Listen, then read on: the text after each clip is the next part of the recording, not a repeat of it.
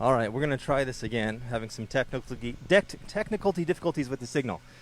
So starting over, welcome. My name's Kareem Kandi, if you don't already know. And this is my good friend Bill Ramsay, wonderful saxophone player and band leader here in the Pacific Northwest, and has been for many, many years. And he's toured all over the world with tons of great artists, including Duke Ellington, Count Basie, Quincy Jones, Mel Lewis, Thad Jones, Mel Torme, and countless others. And you can actually read his bio at the beginning of the video up at the top there. And anyways, I'll just start with a brief story about how I first met Bill. This was in the late 90s. I was in high school studying and learning how to play jazz and studying with my teacher, Tracy Knope, and he was working at a club down at on Pack Ave in Tacoma called Drake's, and I used to take the money at the door. I was the doorman. And one particular evening, two couples wanted to get in without paying. And so I said, no, I'm sorry, you have to pay like everybody else. And so they called Tracy over, and Tracy said, oh, Kareem, these are my good friends, Bill Ramsay and his wife Frankie, and Chuck Stintz and Jan Stintz. And so basically I was mortified and so embarrassed. And of course, come in, I apologize. And that's how I first met Bill. And from then on, Bill would always call me to work the door for him at Red Kelly's because he knew that I was going to take everyone's money at the door and make them pay. And it started a long, wonderful relationship where I got to hear his band on a regular basis and start to meet all the musicians. And this was down at Red Kelly's is where he was playing. And I got to learn a lot of things about being a musician from observing Bill and all the other musicians. And at that time in Tacoma, it was a wonderful opportunity for me to learn because not only was there Bill Ramsay, but there was Tracy Knope. And Bill was bringing up wonderful saxophonist Pete Chrislieb from Los Angeles on a regular basis to play. And so that particular time, getting to meet all those musicians, and then at the same time, a wonderful drummer by the name of Ollie Jackson lived in Gig Harbor. So you had this very strong roots of jazz tradition and bebop and old school jazz, and then this, top cutting edge modern jazz. So really fine education that you couldn't buy anywhere else. And I feel very fortunate to have friends like Bill and to be able to learn by their example. So we're happy to have him today to do this interview. And so Bill, welcome. Thank you for joining us. Thank you.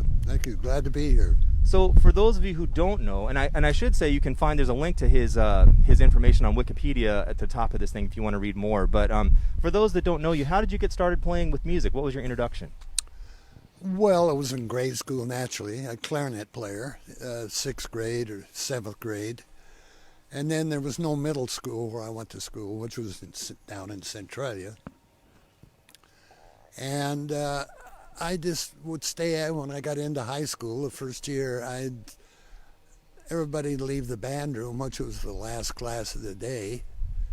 And I thought, I want to play a saxophone. So I'd sneak a saxophone from the band room out and take it home and taught myself how to play because it was so much easier, as you know, than a clarinet. And that following summer, I started playing with the Saturday night dance band. I was 15 years old, and in a place called Woody's Nook outside of Centralia, about 8 miles outside. And they had 2 bands in there, two big ballrooms. They had the old-time hall and the modern hall, which I played in, and specifically, you couldn't tell the difference between the old-time hall and the modern band, but that's how it all started. I was 14 or 15, I guess. So we had Julian Priester on last week, who I know is a buddy of yours and you played with, and asking him about his beginnings, he said a lot of it was by ear. Learning jazz was by ear. Absolutely, because of his family. Yeah. So was that true for you as well?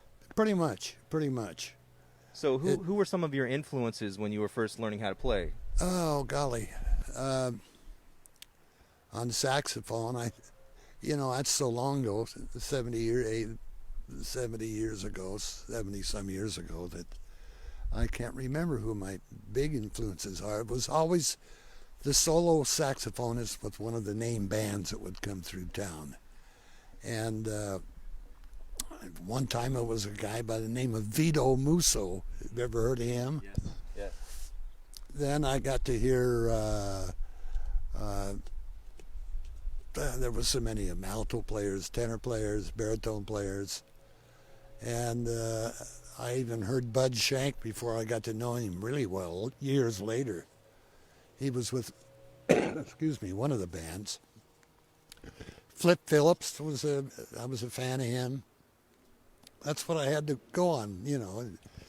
Did you ever get to see? I Excuse know Flip Phillips did some of those Norman Granz jazz with Philharmonic shows. Did you ever get to see any of those in person, or? I believe I did. In fact, I got a picture I took of Flip Phillips and Bill Harris playing at the New Yorker Cafe on 6th Avenue. They came in to sit in because they were going through with one of those jazz type places. So they were great guys, you know, funny. Well, so you're in Centralia and then learning how to play, getting things together, listening to albums and checking things out. So what happened after that? Where'd you go? And before you ask that question, I should add, if you don't know, Bill is 91 years strong, and to be that age and alive and kicking and knowing all these things and with us today, that's an achievement in and of itself. So, the cough has nothing to do with it. It's just... Yeah, just the weather outside. Yes. So, after Centralia, what happened? After Centralia, I went in the Army. First of all, when I graduated from high school in Centralia, I moved to L.A., non-musical trip, to work with my brother-in-law, my new brother-in-law, as a carpenter. And I thought, this is a way I can go hear music and meet musicians. And I did, excuse me, that's going to be wonderful. I haven't coughed for 3 weeks. But anyway, I was so tired and so broke all the time that I didn't go out and hear anything. So when I came back, there wasn't any job, so I joined the Army. And then 4 years in an Army band. Was this Fort Lewis at the time? Yeah. Okay, so what many people don't know, and I knew you for years before I actually knew this fact, but when you were in the Fort Lewis band, you were there, and Mel Washington, who was a great saxophone player from the area? Mel was a good friend. Actually, I was in the Madigan Army Hospital band, which is attached to Fort Lewis. Okay. And it was a much smaller band. Okay. And so Eric Dolphy was in the band at the same time. Eric, I got some old pictures at home someplace, and Eric over at our house, you know. Yeah. I believe, if I remember correctly, you were saying that at that time he could sound exactly like Charlie Parker, like stone cold, replicate everything that he was doing. Yeah, he could. Everybody was trying to sound like Charlie Parker, and there was a few that could. Yeah, you know, so. Yeah. Well, there's also a great story that we'll keep the clean version for the interview, but where you saw Charlie Parker live as the Evergreen Ballroom, is that correct, or Crystal Ballroom? It could have been probably the Evergreen Ballroom, because jazz at the Philharmonic. Excuse me, I don't know if you can stop this while I get the cough done here. Looks like we have some water here for you. Oh, thank you, dear. Thank you. Brief pause for hydration. Yes. So this Cheers. This is a great story that Rams is about to tell after he gets situated here. But he and some buddies went to see Charlie Parker at the Evergreen Ballroom. Yeah, it was Charlie Parker and I don't know if it was Dizzy then or not. Could have been, you know, an all-star rhythm section. Excuse me. Thanks again for listening. Apologies for the earlier technical malfunction, but hopefully things are working now. And as I mentioned, if you have questions, there's a ton of things to ask, and there's so much ground to cover. And same thing with our interview with Julian last time. We're probably going to have to do another one of these because there's a million things to cover here. But feel free to ask questions, and we'll try to get to as many as we can. And thank you for your patience. I'm the mechanical adjustment. So Evergreen Ballroom, Charlie Parker, you guys were there, and you really enjoyed the show, but other people were not, or they were making a bunch of noise. Half of the people were dancing. Yeah. You know, let's go dancing to Charlie Parker and Dizzy Gillespie. Yeah. Well, but you guys took great offense to this, and there was almost a scuffle, apparently, or? No, not really. It was all the guys, jazz lovers like myself, were lined up against the bandstand.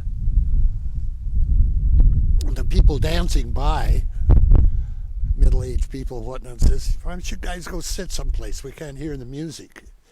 And they said, "We want to hear the music. You don't." Yeah. So that was what the scene was.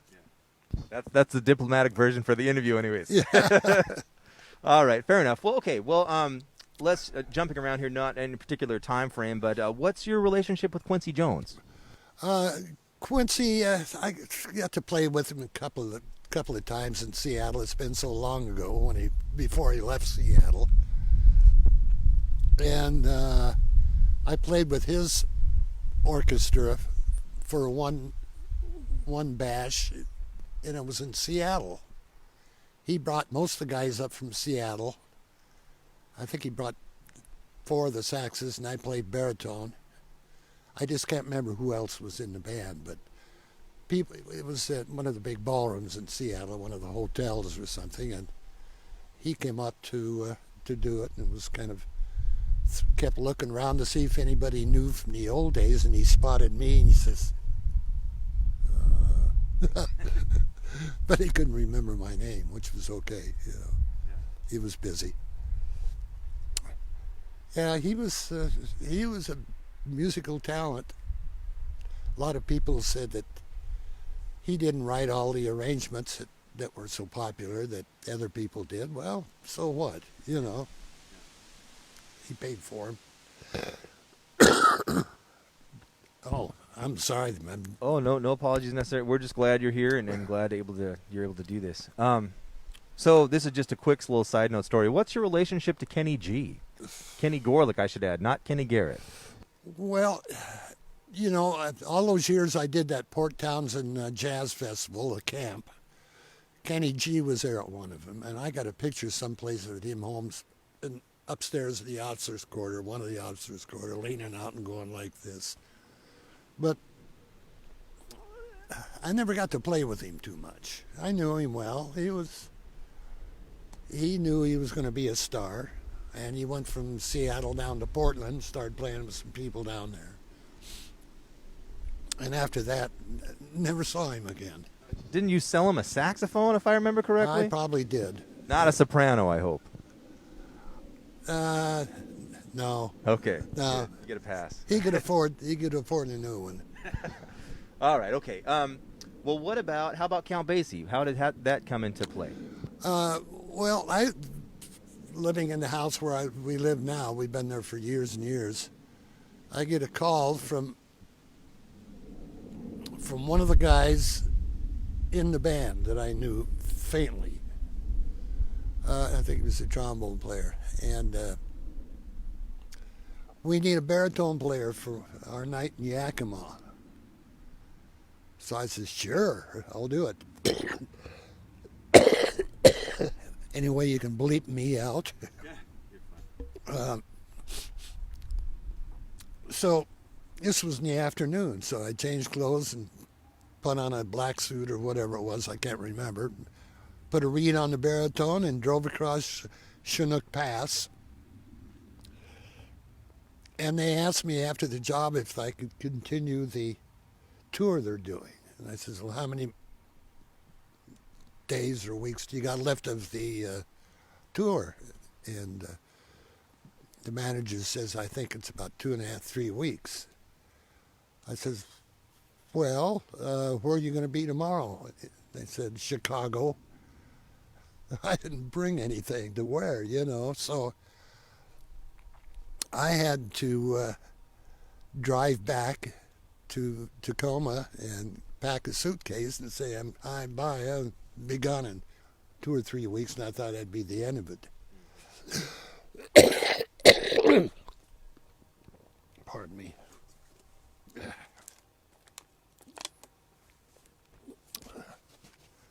The end of it was about 1.5 years later. Yeah. So you were on the road that entire time with them? Yeah. Wow. But there were so many middle-aged guys like myself on the band that they'd go out for 6 weeks and have a week off or 1.5 weeks off. That was kind of, or maybe 4 weeks and have a week off. It seems to me, we were talking about this prior to the interview, and I wanted to kind of come back to it again, but we were talking about the music industry, and there's lots of different pitfalls and trials and tribulations with that now and back then, and differences. But we were discussing big bands, touring bands, large groups being able to play and make it financially viable. But at that time, it was, and you could be on the road for long periods of time. Our next guest on Saturday is going to be Tracy Knope, and he was years and years and years on the road with Tommy Dorsey Band. Oh, that's right. So, but in that, in your opinion now, do you think, based on your experience and your perspectives, do you think that the world will see those types of bands again? I mean, there's the big ones. There's Count Basie, there's the Dorsey Band, there's the Ellington Band. They're still touring. Gordon Goodwin, Maria Schneider. But I don't feel like it was what it was back then. No, they're not pounding the pavement like they used to, because there were a lot of bands, and that was the music. Yes. For the younger crowd, as you know, it's not the music anymore. Yeah. If you could have a 17-piece pop and rock band, that would probably be the music. It still seems to me, and feel free to speak to this at any point, the clubs, in my experience, it feels like the economics of clubs don't support large groups of musicians. No, they don't, because the good musicians doesn't pay enough. Yeah. You know, even Vegas, you know, Harry James had his own club there, the Flamingo or whatever it was. And pardon me, folks, I don't always cough like this. It's when I'm on live TV is when I cough like this. But Vegas was always a place for the big bands to play through, spend a day or two or a week there, and in New York and Chicago and L.A. But even with the Basie Band, we hit towns I'd never heard of before. And the whole town would turn up to hear the band, you know. Along those same lines, what most people, I mean, many musicians I know end up watching these, but many people are not musicians, and so they don't know. Like, when you joined the Basie Band, how much rehearsing was there in the Basie Band? None. So you had to read, you had to know the music, you Yeah. had to come in prepared. There was no prep. Like a lot of times with high schools, you know, we have 3 months before the concert, we're going to learn all this stuff. But in a professional setting, you were expected to know how to read, be there on time, know how to solo, and be able to take care of business at the drop of a hat. Well, that was the average age of the guys in the band, you know, and to me that was the way I felt about big band music to begin with. So you had a conception already. You knew the music coming That's into why it. they hired me for the next year and a half. A lot of it as well. I know that you've done a lot of contracting with groups over the years, and I know because you've hired me to play with you on certain things in the past. And one in particular was we were doing the grandstands at the Puyallup Fair, and it was a double bill with the Temptations and the Four Tops, and you contracted the horn players to play. And basically, those bands now, they don't travel with their own bands. They go from town to town, and they hire their musicians from the towns that they go to, and they bring with them maybe a rhythm section, and then a musical director. Yeah. And the music director you have maybe a rehearsal the day of the show for a few hours, and then you play the show. It's the same way with named singers, you know, male and female. They bring the piano player and, like, say, maybe a drummer and the conductor, and the rest are local. Yeah. But back in the day, they would actually travel with the full band, correct? Yeah. So, again, the economics of it is just becoming to the point where they have to travel light, and hopefully they can get some good players where they go to. They're kind of at the mercy of the town that they're visiting. Traveling with 16 to 20 musicians is rather expensive now. And particularly one like with a Basie band, we flew 3, 4, 5 times a week. You know, reading, I love to read biographies about musicians just to see how they came to where they ended up and how that process. Yeah. But reading about, you know, I remember reading about Johnny Griffin, and he was able to start playing in a lot of these bands, larger groups, when he was very, very young, because a lot of the older guys were serving in the service. And he said for him that was a huge education. I know Dexter Gordon, same thing. He joined Lionel Hampton very, very young, and that was finishing school, if you will. But since there's no more road bands like that, it's very hard for younger musicians to have those types of experiences around the older musicians to set an example and see how it works. Well, it's next to impossible because there aren't those great road bands anymore, like you say. And the young musicians don't seem to care. They're good players. Some of them are very good players. But they can go out with a quartet and a quintet, and it fulfills their needs. And to me, it was being surrounded by guys like not only Basie, but other bands too, that it felt good. It was just, the whole band was going through your system, you know. The conception of time, I mean, to put it into like an actual terminology for people to get, the conception of the way people are feeling the time is a unified thing, you know, because sometimes even in modern groups you can see where, you know, if you talk about, well, the bass player is feeling the time one way, the drummer's feeling the time another way, and if they're not together, it could be right, but it feels weird. Yeah, and that's a rare commodity. The last time I had my 12-piece band play down in Olympia, were you there? No, but I've seen you guys play a lot. Well, it was the best the band had ever sounded because of the drummer and the lock-in with the bass player and the piano player. And I had guys, well, it was 4 saxes. I can't remember who all was on the band, but everybody was going, wow, I didn't know this could sound this good, you know. Well, switching gears really, really quickly, and for musicians that are learning how to play, and even for musicians that already know how to play but maybe need some help with some guidance and direction, the big question, and everybody learns differently. We all know that. Some people are more auditory, some people are more visual, tactile, whatever. For a question I'd like to ask you, the big thing is always what to practice and how to practice. So from you where you are now, 91 years of age, and have played all over the planet with all these great artists, what are some of the important things that really helped you become the player that you were in terms of knowing what to practice and how to practice? Well, I was always a pretty good reader to begin with. You have to do that.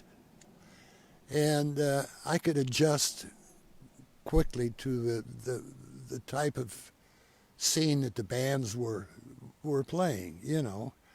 Because you play with Count Basie one time and the next week you're playing with Benny Goodman, say, it's a great band, but it feels different.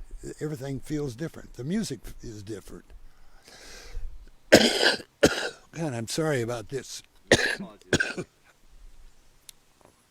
But anyway. What'd you say? No, what to practice and how to practice. So obviously you did a lot of stuff by ear, and I'm assuming that means like playing along with albums and transcribing and things of that nature, but anything else, words of wisdom to pass on to younger players that are trying to get things together? Well, it's seemed like I was so busy because, you know, for a lot of years I had a day job and played nights, you know. I couldn't make a living off of living in Tacoma and being a night weekend musician. I sold for Nally's for 8 years. That's funny because my dad worked for Nally's forever. He was the plant manager, cannery manager for many, many years. Oh, really? Probably, I think, when did you leave Nally's? Let's see, 80, I went to work for him in 83, I think. You guys probably, they was there at the same time. Yeah. Well, see, some of the plant was right there where the old Nally's was. I think now they specialize in, I think it's weed shops down there, or growing. I might be wrong, but Google can dispel that. But I believe so. Anyways, they've come a long way. And besides that, I worked for Standard Brands, which was a big food company, coffee particularly, and they moved me to Yakima, moved us to Yakima. And first thing that happened, I got a job over there working the weekends. Fridays and Saturdays in this club. Just a piano player and me. Yeah. And the club owner was aware of me, and he bought me a complete set of drums. So I could sit behind and play the drums, you know, like this. And they bought it, you know. Yeah. Good for developing a strong sense of time, that's for sure. Yeah. You can't blame the drummer if you screw it up. Oh, I did. All right. Well, there's so many great stories. Some I can share with a wide audience, and some are best not to tell right now. But there's a bunch of great stories. But this one's not too out of color. Benny Goodman. What's your relationship with Benny Goodman? How did that whole thing come about? I think my first job with Benny Goodman, I was his promotion manager or something. And he was looking, it was his little band. He used, besides himself, a tenor, trombone, and trumpet, and 4 rhythm. And I got called to fill in one night up in British Columbia. I can't remember if it was Vancouver or Victoria. And that was really the first time I was really nervous. Because Benny was a little stuffy. He didn't go up to me, hey, give me a hug, man, it just, And I guess he liked the way I played because I didn't go out on the road with him. I worked with him a lot of times, but it was over a span of 4, 5, 6 years. Festivals and Hollywood Bowl and back in New York at Carnegie Hall, and it was all big spots. In fact, do you remember Dave Tuttle? Vaguely. It was a good trombone player from Seattle. He passed away quite a few years ago. And Benny called me and says, we're doing a job at Carnegie Hall just one night, and then down to Dallas. Oh, by the way, can you get me a good trombone player? And Benny was living in New York, I said, gee, Benny, aren't there any trombone players in New York? I said, nah. So I called Dave Tuttle up in Seattle. I said, Dave, I got a job for you if you're interested. It'll pay pretty good. Well, I'm working next Saturday, Where's your job? I said, Carnegie Hall with Benny Goodman. He went, yeah, sure. No, I'm serious, man. So he's sending me the plane tickets, and that was that, And here's a guy who was older than me that his jaw just dropped when we finally got to Carnegie Hall for a sound check. Yeah. So he was different.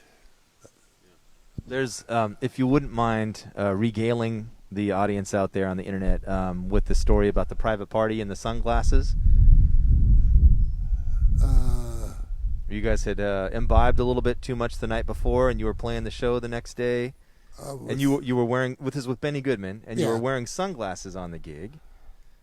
Oh, yeah. And we were playing it like a Hollywood Bowl type thing the next day, and I had the sunglasses on because sun was down there. And we were out there doing the sound check, and just before we started playing for the audience, and Benny comes up and says, Bill, take the and he looked at my eyes and says, oh my God. And he put them back on. Is that the one? Yeah, that's the one. But apparently you guys had a good time the night before. When he saw the state of your eyes from the prior night's activities, he decided it was best to leave the sunglasses on? Yes. It's because we didn't play by music. It was all head stuff, which I had to learn on the job, Sure. Well, switching gears again, I want to ask you your opinions about, and I asked Julian the same question because this is something that myself and a lot of other people are dealing with now, and everyone that's playing music, the economics of playing in clubs in 2020 versus the economics of playing in clubs in the 1950s. Do you feel things have changed that much in terms of inflation and keeping up with pay scale, or have things gone for the worse, or what's your opinion? Well, comparatively speaking, it doesn't pay much. It didn't pay much then, but we needed it then. We needed it because everybody was playing clubs on the weekend, had a day job. Maybe you paid $10 or $20, you know. But it was fun. And you didn't have to play a certain kind of music.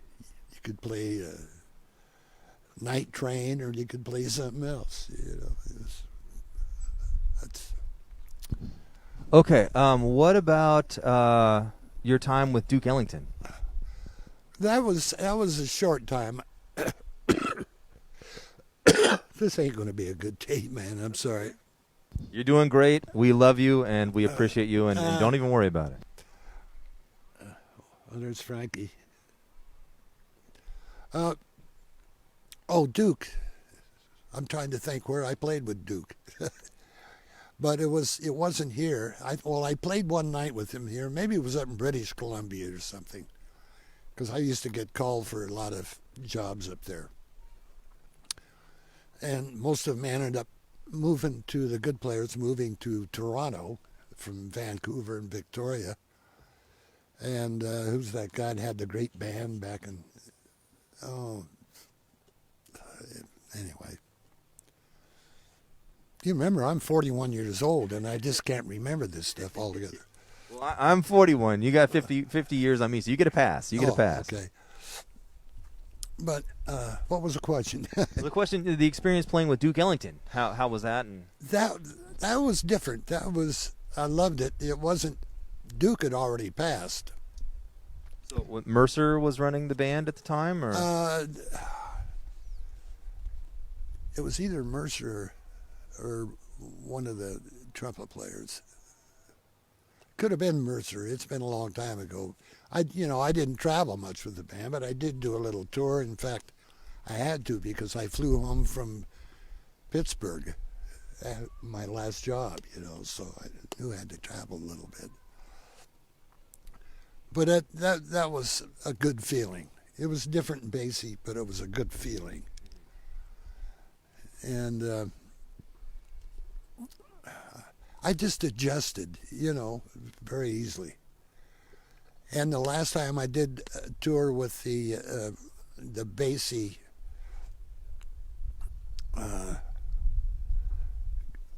guys, this is after Basie died, and after I'd played with the band, and I played baritone in most of these bands. I was called to play alto with the band, and we were on a tour of Japan. And I loved Marshall Royal playing so much, the lead alto player with the band for so many years, that I had his style down, and they felt comfortable with me, and I felt comfortable. But I just didn't want to do this anymore, spending a week in Japan and a week in China, or whatever it was, There's a great story that you told me. Well, two things. Before I ask about this story, it's the lobster story, if that jogs your memory. But both you and Tracy Knope, when I listened to you guys play, and I've heard both of you play lead alto many, many times, and it's a very unique thing that a lot of people, even if they can play the parts right, they can play the rhythms right, but the style's not right. Can you speak to playing lead alto, at least your conception about it, or if there is any conception that you have about it? It's just the way I feel, Some lead alto players, they're young, very young. They're always just one step of the beat. Instead of letting the rhythm happen, bam, that's when you're happening too. That's the way it was with the Basie band and all the bands then. Even the bands like one band I worked with for a while was Maynard Ferguson's band. And that was a hot jazz band, but it was still... You're playing time, you're playing time. And being surrounded by people that have been on the band for a while, and you're called to fill in, the reading wasn't a problem, because you're leaning on them. Yeah. And then in a few days, you got it down. Yeah. Frankie's down there. Okay. Yeah, I just had to move the car. Okay, well, let's see. Moving on here. Who else would I like to ask you about? Working with Thad Jones. What's your relationship with Thad Jones? That was a great guy. I just worked a couple of 3 jobs with him, and in fact, I worked one job. He came and worked one of my jobs with my band because he was in the neighborhood, and I said, told a guy at the door, I said, there's a middle-aged black guy coming in, and he's a buddy of mine, and he's a famous musician. And the guy at the door said, well, who is it? And I said, Thad Jones. And he says, wow, hell yes, So he came in and played with us. He was a good guy, regular guy. Of course, when he and Mel Lewis had that band back in New York, there was nothing like it. Well, speaking of playing with you guys, can you talk about the formation of the Ramsay Klebe Orchestra? Maybe talk about Milt a little bit as well. Well, Milt was Milt Klebe, for those who don't know at home. Yeah, Milt passed away a few years back, and he was even older than me. But he was very shy, but a great arranger. And he wanted to start this band up, and he had all arrangements. He did his own copying. He was so precise about everything.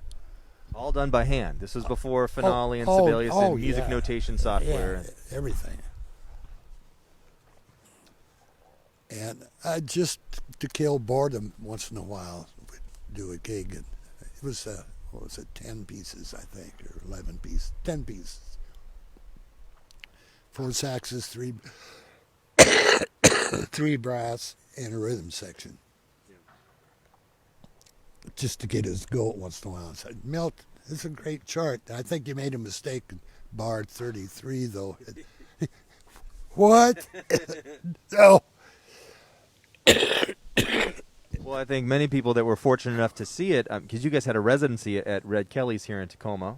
You were there once a month. Yeah. And you'd usually bring up Pete from L.A. once a month to play. So the regular cast of characters that people got to enjoy, was the rhythm section was Chuck Deerdorf, wonderful bassist, John Hansen on piano, John Weekon was the original drummer for many, many years. It was you on lead alto, Jim Coyle, who passed away a year or so ago, I think now. Yeah. Mike Edwards, Jay Thomas, Mel playing baritone. Brad Allison, and Dan Marcus. And a you lot guys, of people went through that band. Yeah, well, and not only were the charts great and the band was wonderful and the solos were great, but you guys also put out a wonderful album, which you can still get and find online. Kelly's Heroes. Oh yeah. And it's still under, available. Yeah. It's one of my favorite albums, anyways, in terms of big band music. But now there's still a bunch of music that's around the charts. Where did the charts end up? I heard they were at Western Washington University. Is that true, or do you know? I think Jay Thomas got most of them.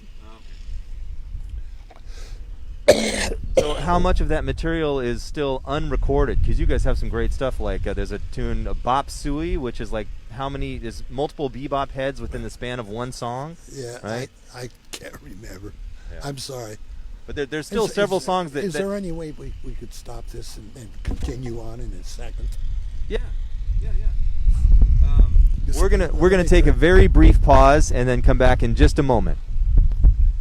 So I can... Stop it.